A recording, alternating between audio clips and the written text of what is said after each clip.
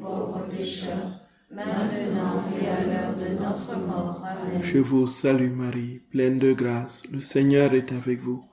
Vous êtes bénie entre toutes les femmes, et Jésus, le fruit de vos entrailles, est béni. Sainte Marie, Mère de Dieu, priez pour nous pauvres pécheurs, maintenant et à l'heure de notre mort. Amen. Je vous salue Marie, pleine de grâce, le Seigneur est avec vous. Vous êtes bénie entre toutes les femmes, et Jésus, le fruit de vos entrailles, est béni. Sainte Marie, Mère de Dieu, priez pour nous pauvres pécheurs, maintenant et à l'heure de notre mort. Amen. Gloire soit au Père, et au Fils, et au Saint-Esprit. Comme il est au commencement, maintenant et toujours, et dans les siècles des siècles. Amen. Ô mon Jésus, pardonnez-nous nos péchés, préservez-nous du feu de l'enfer, et conduisez au ciel toutes les âmes, surtout celles qui ont le plus besoin de votre sainte miséricorde. Ô Marie conçue sans péché, que par la miséricorde de Dieu, les âmes des fidèles trépassés reposent en paix. Amen. Au nom du Père, et du Fils, et du Saint-Esprit. Amen. Frères et sœurs bien-aimés, le Seigneur nous a dit tout à l'heure qu'il était dans sa parole pleinement établi et qu'il produisait sa vie dans sa parole, recréer l'univers extérieur et nous recréer intérieurement. Donc nous sommes recréés quand nous écoutons la parole de Dieu. Et ça, c'est tout le temps de la lecture des livres, des textes de première lecture, psaume, deuxième lecture, et puis évangile. Vient maintenant l'homélie du prêtre. Il faut dire que l'homélie est dans une note de la Congrégation pour la doctrine de la foi de 1997, l'homélie est réservée uniquement aux prêtres et aux diacres. Il faut que ce soit clair, parce qu'il y a un mouvement aujourd'hui qui veut que, parce que les laïcs font plus d'études parfois théologiques que les prêtres, et que le prêtre parfois a été juste ordonné après un séminaire ordinaire sommaire sans avoir fait des études universitaires, que parce que lui, il est prof d'université, il peut se mettre en chair et prêcher mieux que le prêtre, voyez. Même si le prêtre, frère et sœur bien-aimés, a eu sur son bulletin, comme le curé d'Ars, débilissimus, voyez un peu, c'est vraiment débile, c'est lui qui va prêcher, voyez, c'est lui qui prêche. Parce que c'est lui qui a reçu la grâce. Et cette grâce qui lui est donnée, c'est parce qu'il parle dans la personne de Jésus. Ce n'est pas seulement in nomine Christi, comme chez les orthodoxes, au nom de Jésus, mais c'est dans la personne, in persona Christi, capitis, dans la personne de Christ, de Jésus tête. Et voici que, quand il parle, c'est, même s'il est pauvre dans ses mots, même s'il est sans instruction, la grâce passe. La vérité de la parole passe, et elle est infiniment plus transformante dans sur ses lèvres que dans le bouche d'un. Voilà ce que la Congrégation pour la doctrine de la foi, dans cette note de 1997, a spécifié très clairement. Donc l'homélie appartient au prêtre ou au diacre, et rien d'autre. Voici que, frères et sœurs bien-aimés, qu'est-ce qui se passe? En fait, si le prêtre prêche justement dans la personne de Jésus, c'est vrai pour les autres actes sacramentels qu'il pose. Tous, absolument tous prêchent dans la personne de Jésus, célèbrent dans la personne de Jésus, in persona Christi capitis. Alors, sauf que les fruits que le prêtre porte sont fonction de son union au Seigneur, son intimité avec le Seigneur. La messe que nous célébrons, nous prêtres, que moi je célèbre dans ma paroisse, c'est la même messe que Padre Pio célébrait, voyez un peu. Bon, sauf que Padre Pio, les gens étaient à 3h du matin déjà debout, agglutinés devant la porte, en attendant que, voyez un peu. Et que, chez moi, quand j'ai 3 messes avec 10-15 personnes, je rends grâce à Dieu. Voyez? Donc, c'est quoi la différence? La différence ne vient pas de la messe. La différence vient de qui célèbre la messe. Et celui qui célèbre la messe, c'est toujours, Jésus vient toujours pleinement, parfaitement.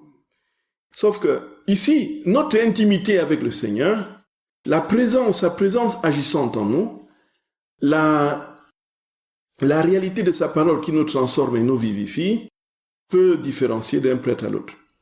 Et voici qu'avec les saints, le saint curé d'Ars, 80 000 personnes qui viennent le trouver par an pour les confessions, là où je peux mettre l'affiche « Confessez-vous », et puis je fais des permanences. voyez, et à peine... Donc là, effectivement, il est prêtre comme moi, le curé d'Ars. Bon, pourquoi est-ce qu'il porte plus de fruits? Tout simplement parce que, non pas parce que Dieu a sélectionné quelques prêtres pour qu'ils portent des fruits, c'est tout simplement parce que ces saints, les saints curés d'Ars et tous les autres, ont ouvert largement leur cœur à l'action de Dieu, et Dieu a pleinement pris place en eux et a œuvré de manière parfaite, sans aucun obstacle. Là où il dit effectivement que voilà, il ne peut agir qu'en fonction de l'espace qu'on lui donne. Et il s'ensuit, frères et sœurs bien-aimés, que l'homélie qui est portée par le prêtre, comme nous disions tout à l'heure, doit faire corps avec sa vie.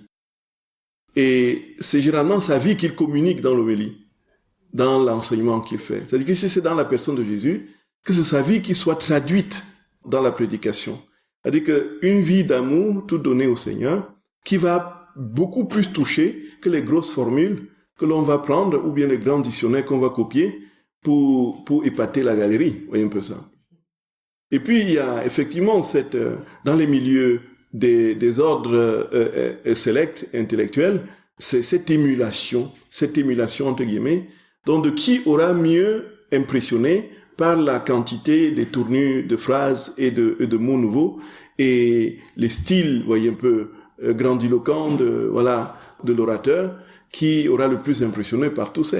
Donc tout ce qui est extérieur, toute la forme. Quand on a la forme sans le fond, quand on habille la forme sans le fond, évidemment, on ne peut toucher personne. Ce qui va du cerveau rentre dans le cerveau. Et comme ça ne peut pas être une nourriture, parce que Dieu n'est pas dans cette parole qui va au cerveau, alors qu'est-ce que ça fait au cerveau? Ça assèche l'âme. Et quand ça part du cœur, ça touche, ça va au cœur directement. Et c'est pour ça qu'on disait tout à l'heure, frères et sœurs bien-aimés, que le curé d'Ars, quand il n'avait plus de dents, pratiquement, il n'arrivait plus à prêcher, on ne l'entendait plus. Qu'est-ce qu'il faisait? La bouche était vide là, il faisait des gros bruits, mais il était tellement amoureux de Jésus, tellement amoureux de lui, qu'il était saisi, les larmes coulaient et les gens étaient touchés, profondément touchés. Et après, tous se bousculaient au confessionnal.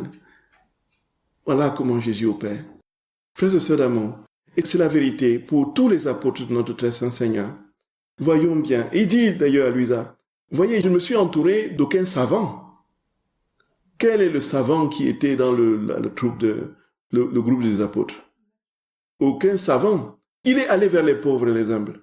Et puis, dans ce que notre très saint Seigneur, notre très sainte Mère décrit dans les 31 jours du mois de mai, alors elle raconte comment son fils, justement le moment de venir, commencer son ministère public, comment son fils est venu, ils se sont dit adieu. Elle qui était au courant de tout ce que le fils ferait, et puisqu'elle était la dépositaire des biens de la rédemption, c'est la Vierge Marie. Celle qui a conçu le Sauveur ne pouvait pas être ignorante de ce que ferait le Sauveur. Jésus, pendant les 30 ans de vie à Nazareth, a tout raconté à sa mère. Et sa mère était au courant, dans les moindres détails, de ce que serait notre Seigneur. Et puis, comme elle était tellement aimante de son fils et que son fils faisait partie d'elle, quand son fils lui a dit au revoir, il y a eu ce pincement au cœur, elle a pleuré, elle a vu son fils qui allait au temple, cherchant à convaincre les pharisiens, mais il recevait colibé, recevait moquerie, recevait agressivité et hostilité, on le chassait du temple.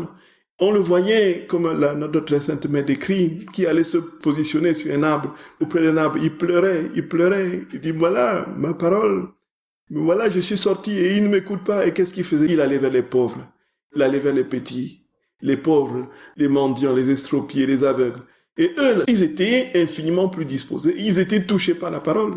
Et comme la parole était accueillie, les signes se multipliaient. Et alors, il y avait des guérisons, et ainsi de suite. Et là, les jalousies, l'hostilité encore des Juifs qui vient des chefs juifs, des pharisiens et autres. Et le Seigneur, frères et sœurs d'amour, et c'est comme ça, notre très sainte mère dit à Luisa, il s'est entouré des petits et des pauvres et des humbles et des petits. Et celui qu'il a choisi pour être le chef de son église, l'apôtre Pierre, c'était un bougre de pécheurs qui était entier, qui était analphabète.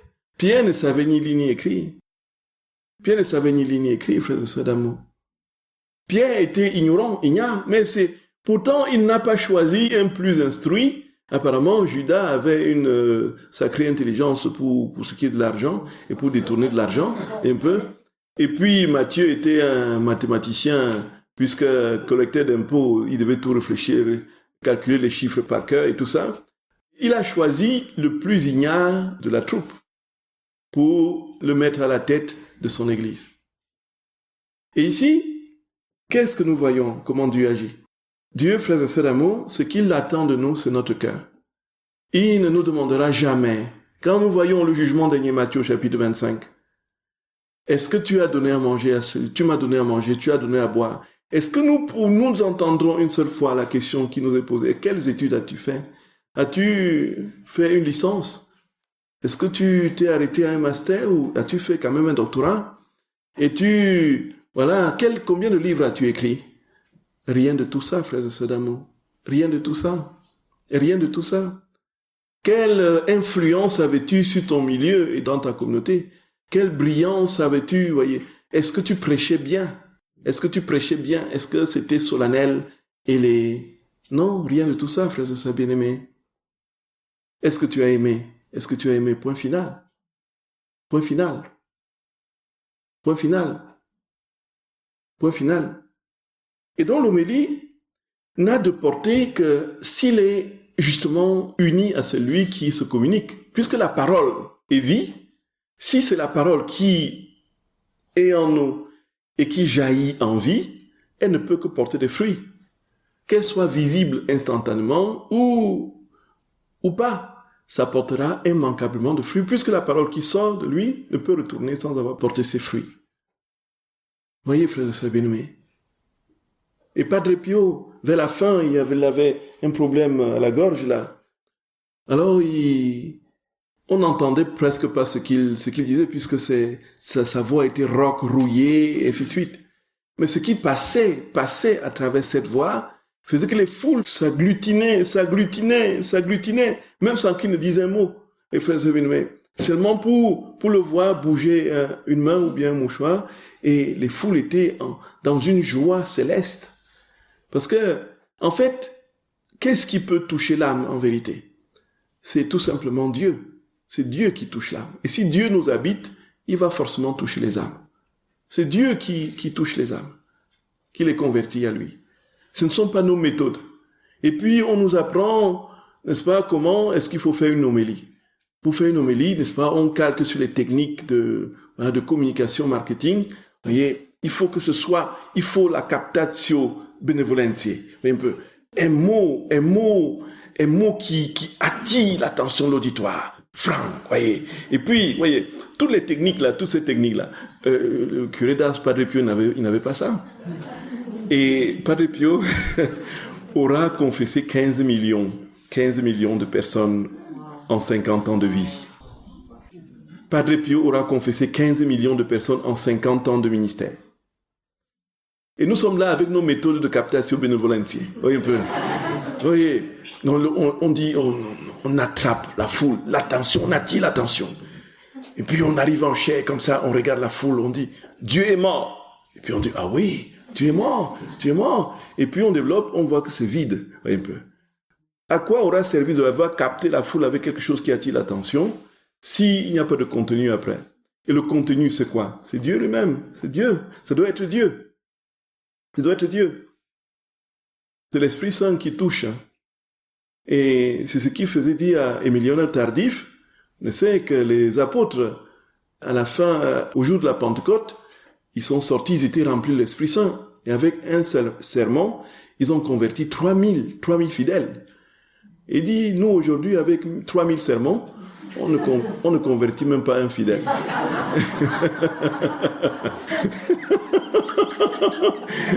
Voyez, c'est Emiliano Tardif qui le disait, voyez.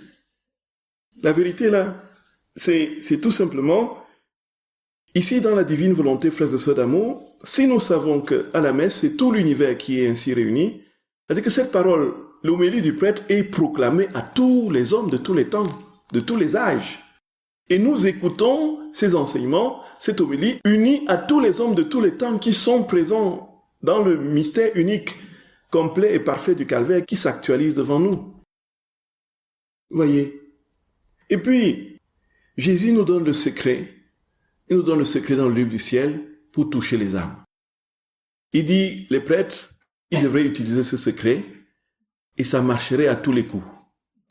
Non pas que forcément ils vont voir des foules accourir pour les écouter, mais ça produira son effet. Puisque nous sommes dans l'acte éternel de Dieu, c'est-à-dire que ce qui aura été dit en chair, même si ça n'a pas eu ses effets parce que les âmes n'étaient pas réceptives, ça a forcément un effet.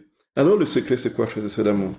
Le secret, il le dévoile, il le révèle au tome 13 du 21 octobre 1921. Il dit, les profits que peut produire une âme en méditant sur ma passion sont énormes. C'est comme placer de l'argent dans une banque et recevoir des intérêts au centuple. En fait, les biens que j'ai obtenus en souffrant sur la terre se déversent continuellement sur l'homme, même maintenant, tout comme la lumière et la chaleur du soleil se répandent continuellement sur la terre. Les fruits de mon travail ne s'épuiseront jamais. C'est-à-dire que ce que Jésus a souffert, a vécu une fois pour toutes, dans son grand mystère d'amour, ne s'épuise jamais et continue à se déverser sur les âmes. Si une âme accepte de recevoir, elle peut obtenir tous les bienfaits de la rédemption autant de fois qu'elle le désire. Ainsi, l'âme qui se rappelle ma passion 20 fois, 100 fois ou 1000 fois par jour recevra toujours un retour au centuple basé sur ses investissements spirituels. Et pourtant, combien peu profitent de ce cadeau? Tous les biens de ma passion sont accessibles à tous. Et je vois encore bien des âmes faibles, aveugles, sourdes, muettes et infirmes. Cadavres vivants et dégoûtants. Et pourquoi cela? Parce que ma passion a été complètement oubliée. Je veux que tous connaissent mes souffrances, mes plaies et mon sang, qui ont le pouvoir d'enlever toutes les faiblesses. Gloria! Ils sont une lumière pour l'aveugle, une parole pour le muet, des pieds pour le boiteux et la vie pour les morts. On peut trouver dans ma vie et ma passion tous les remèdes dont l'humanité a besoin. Tous les remèdes dont l'humanité a besoin, dit Jésus. Pourtant, les créatures méprisent ma médecine et mes remèdes. C'est pourquoi, en dépit de ma rédemption, l'humanité est en train de périr, comme si elle était affectée d'une incurable gangrène. Mais ce qui me peine le plus, écoutez frères et sœurs d'amour, c'est de voir que même le clergé s'épuise à découvrir de nouvelles doctrines, de nouveaux principes, de nouvelles histoires. Cependant, ils ignorent totalement ma passion. En fait, ma passion est bien souvent bannie des églises et même dans les sermons, on n'en parle plus. On n'en parle pas. C'est assurément pourquoi leur prédication n'a pas de puissance et pourquoi le peuple est de plus en plus affamé. C'est ça. C'est ça. Aujourd'hui, on redécouvre cela dans la prédication kérigmatique. Et un peu. Dans les mouvements charismatiques, on redécouvre ça. Voyez. Qu'est-ce qui touche l'âme? Ce ne sont pas mes beaux discours et mes belles tournures de phrases. C'est la proclamation de la passion, la mort et la résurrection de notre Seigneur pour vous, pour notre salut. C'est cela le message du jour de Pentecôte.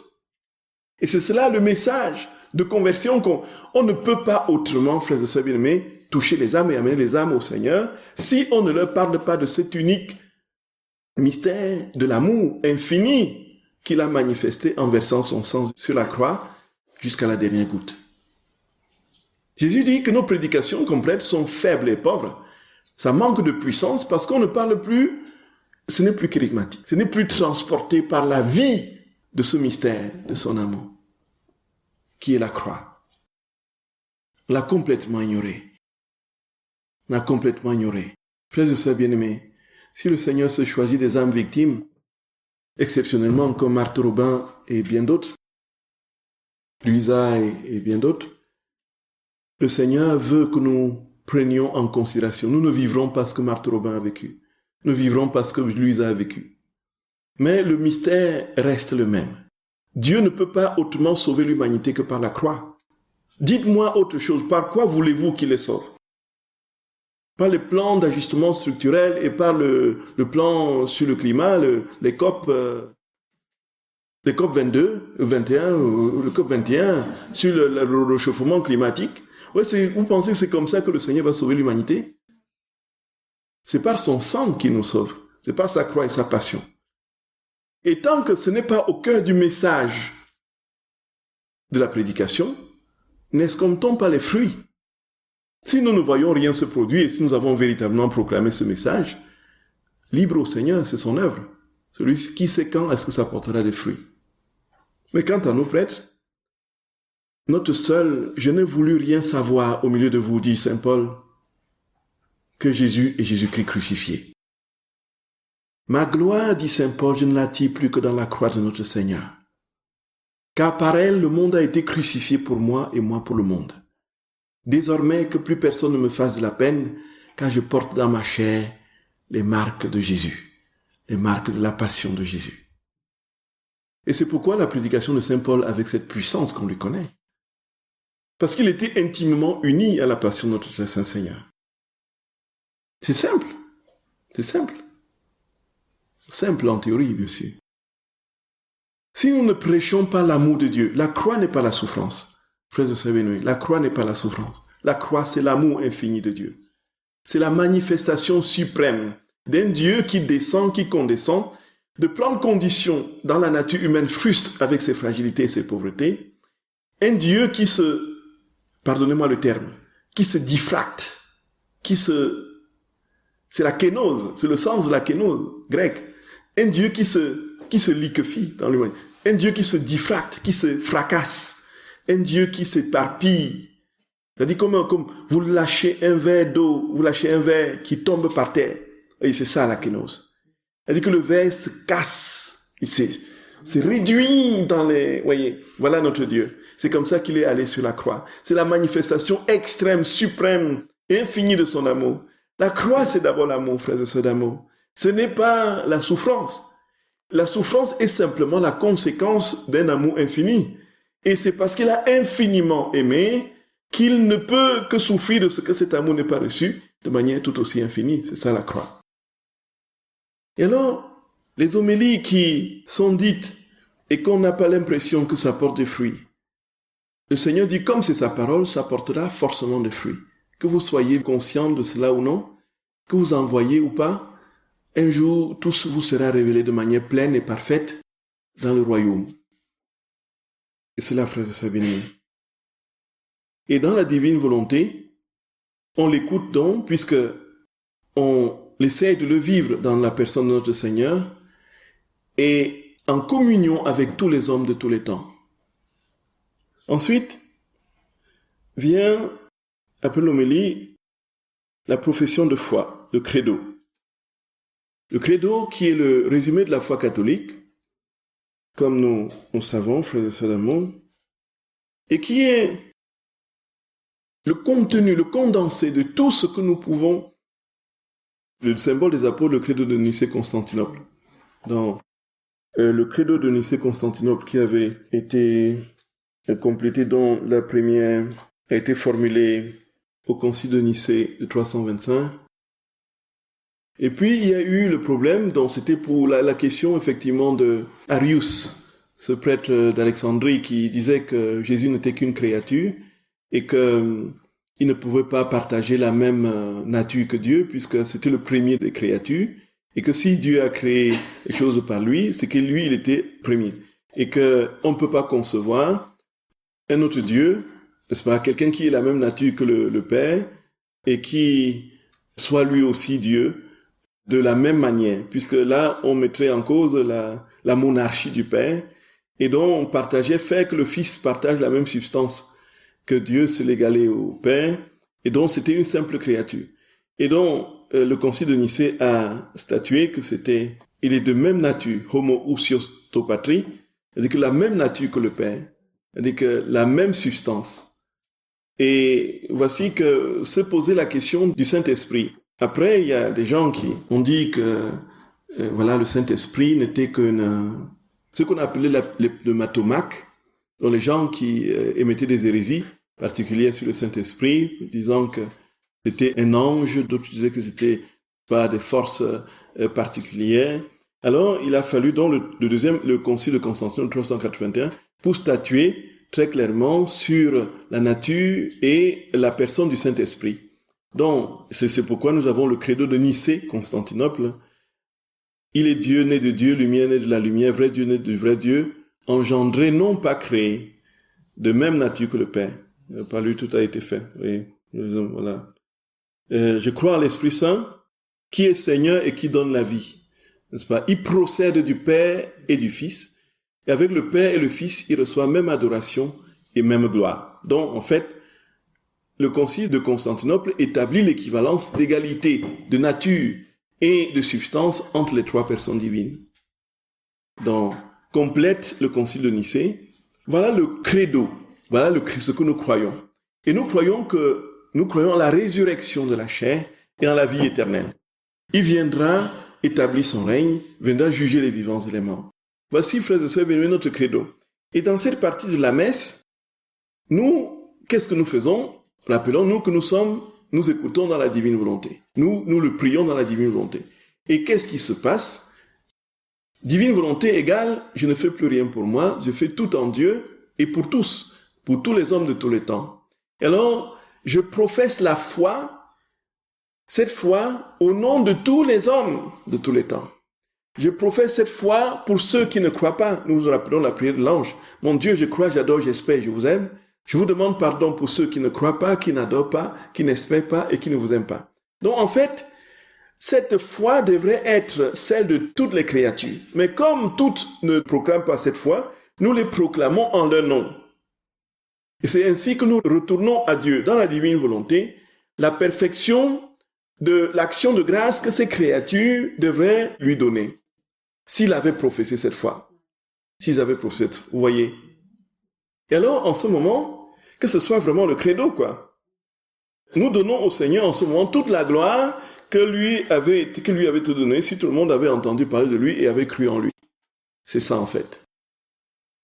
Et puis, si nous vivons la messe dans cet esprit, nos messes changent du tout au tout. Depuis l'entrée jusqu'à, vous voyez, on est encore au milieu là. Si nous vivons les messes dans cet esprit, nous ne vivrons pas la messe pareillement. Et nous sortirons de nos messes avec une cargaison d'âmes qu'on aura offerte au Seigneur. Des âmes en n'en plus fini qui auront été, frères et sœurs bien-aimés, introduits dans le cœur de Dieu par nos attitudes dans différentes rubriques, vivant tout dans la divine volonté en notre Seigneur et au nom de tous et pour tous.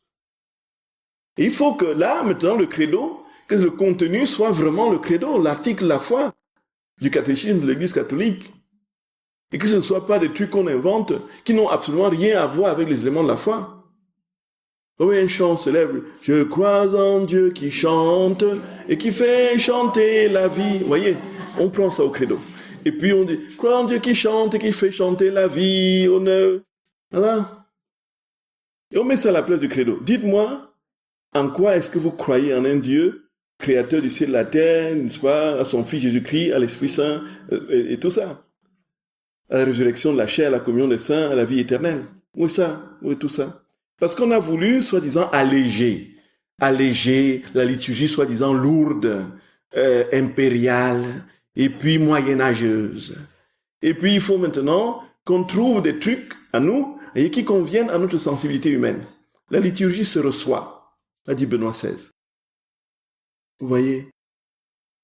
Et alors, frères et sœurs bien-aimés, quand on est vraiment dans cette attitude où on donne tout au Seigneur, la foi que nous proclamons, c'est, encore une fois, comme nous disons, parce que je ne peux pas croire. C'est-à-dire que Pierre qui sort de la barque après la pêche miraculeuse, il dit, le Seigneur dit, voilà, viens, et puis il avance, il marche sur l'eau, et puis il sombre dans l'eau, après 2 pas. Pierre qui dit, éloigne-toi de moi, Seigneur, je suis un pécheur, c'est un non-pécheur. Éloigne-toi de moi. Et là, frères et sœurs bien-aimés, qu'est-ce qu'il se rend compte de quoi? Il se rend compte de ce que il n'a pas réussi. Qu'est-ce qui s'est passé avec Pierre? Pierre a écouté la parole de Dieu. Il a écouté la parole. Il a dit, viens. Jésus a dit, viens. Pierre a laissé cette parole en lui et il s'est accroché à cette parole, il a marché sur les eaux. Et à un moment donné, il a lâché la parole, il a sombré. Quand il a lâché la parole, il a sombré.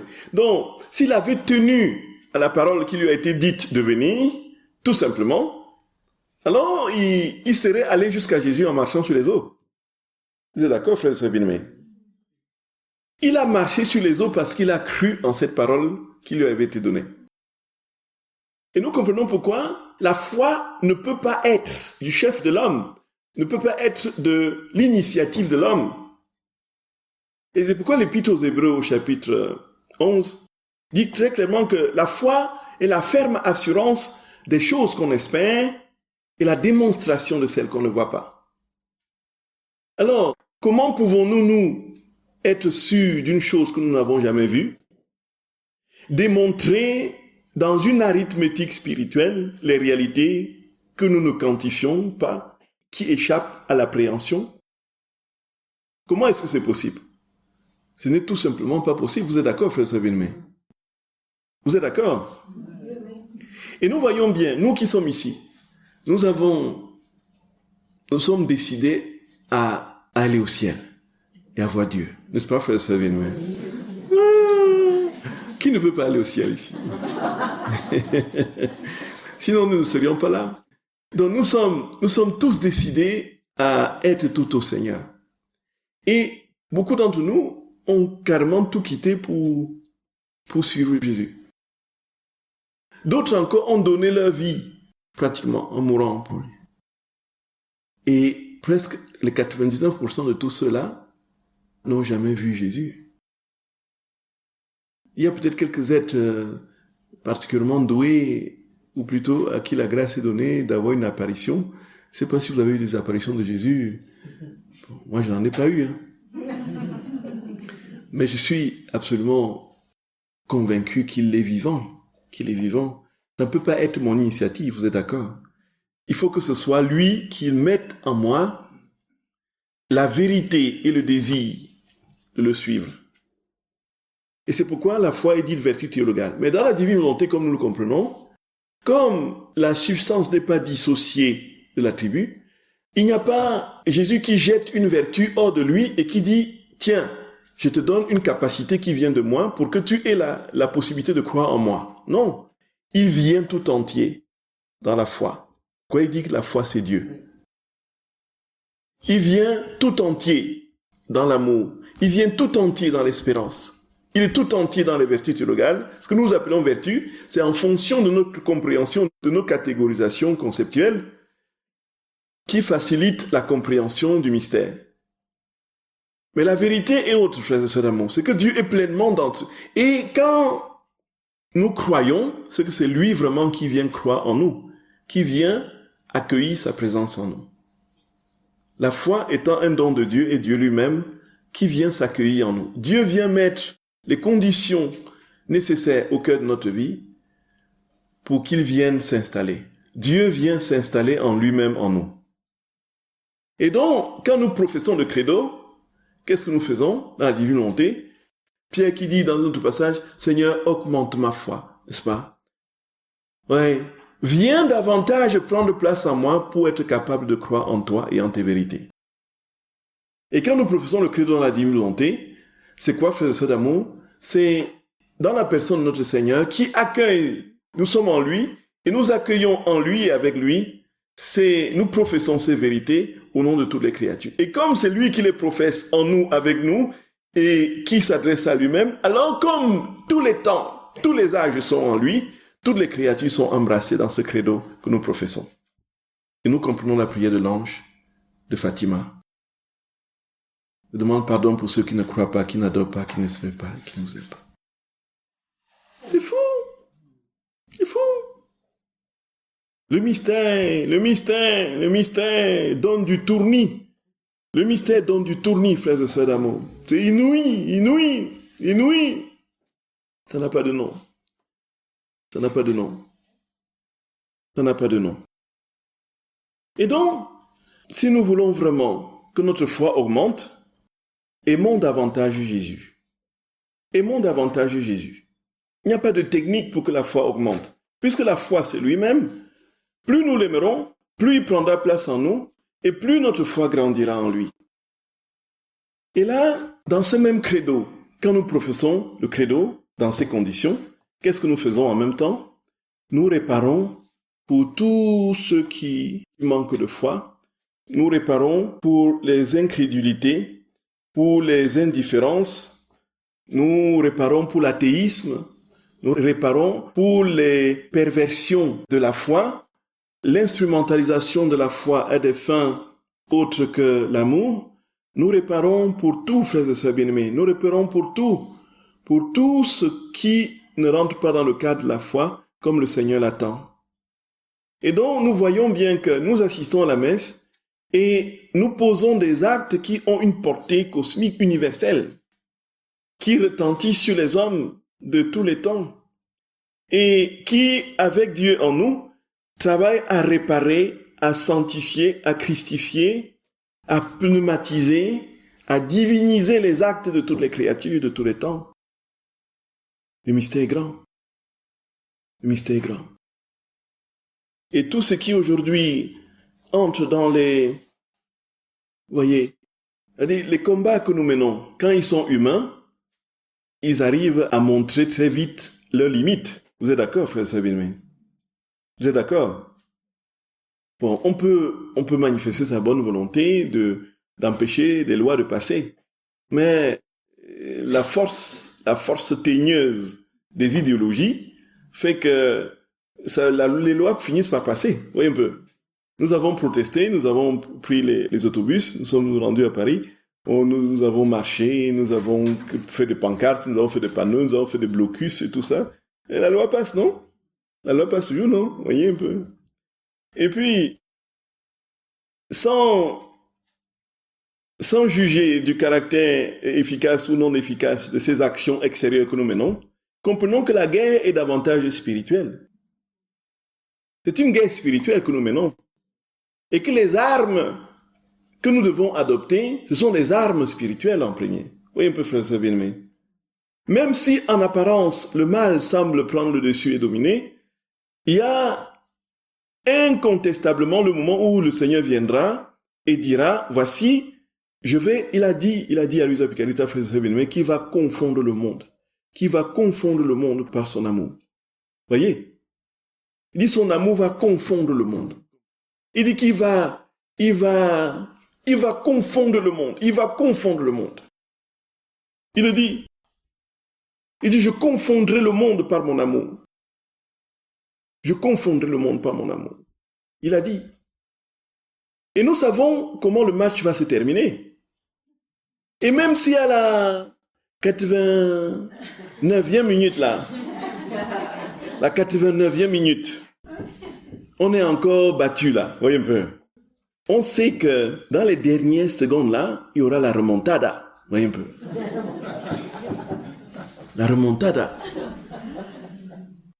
Comme le club espagnol là, le Real de Madrid, oui, tout à fait. Oui, la remontada. Quand tout est déjà presque fini et qu'on croit que c'est terminé, voilà, la remontada. Tac, tac, tac, tac, pam. Égalisation, tac, tac, tac, pam, but de victoire. C'est comme ça que Dieu agit. Et effectivement, quand on est dans cette angoisse du silence de Dieu, devant la décrépitude du monde, devant sa déréliction, frères et sœurs d'amour, beaucoup effectivement disent, si votre Dieu était vraiment puissant, comment laisserait-il tant de choses se passer? Voyez, le silence de Dieu n'est pas synonyme de son impuissance. Le silence de Dieu est pédagogique, puisque ce qu'il veut, c'est la conversion de tous les hommes. Les pécheurs là, que nous voulons voir être détruits, ce sont les enfants de Dieu, ce sont ses enfants. Il les aime autant qu'il nous aime. Il ne nous aime pas plus grandement que, voyez, que ces gens qui font du mal. Il a le même amour pour nous que pour eux. Nous sommes tous ses enfants. Et nous voulons les voir être détruits. Dieu n'agit pas comme ça. Et puis, ça me fait penser, en fait, quand les lois terribles là, commençaient, là, le mariage pour tous et tout ça, bon, le choc était tellement, vous vous souvenez? Oh là là là là là là, ça ébranlait, le choc était tellement violent. Et puis, ah là là, mon Dieu, je disais, mon Seigneur. Moi, je me disais personnellement, mon Jésus, si j'étais toi, qu'est-ce que je n'aurais pas fait pour que cette histoire ne passe pas? Un peu. Et moi, je vous assure, je me faisais des films, des scénarios dans la tête. Et je disais, en fait, si j'étais Dieu, c'est-à-dire que dans l'assemblée, là, au cours du débat pour les lois, là, quand ils tiennent les papiers en main sur lesquels ils ont écrit toutes ces lois-là, que ces papiers-là se transforment en cendres dans leurs mains. Voyez un peu.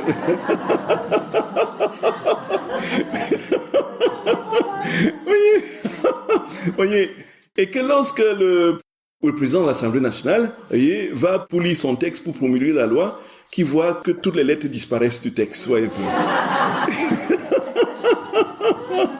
Je m'imaginais des choses comme ça, voyez. Tellement le choc était brutal, violent. Mais voici que le Seigneur a continué à laisser faire.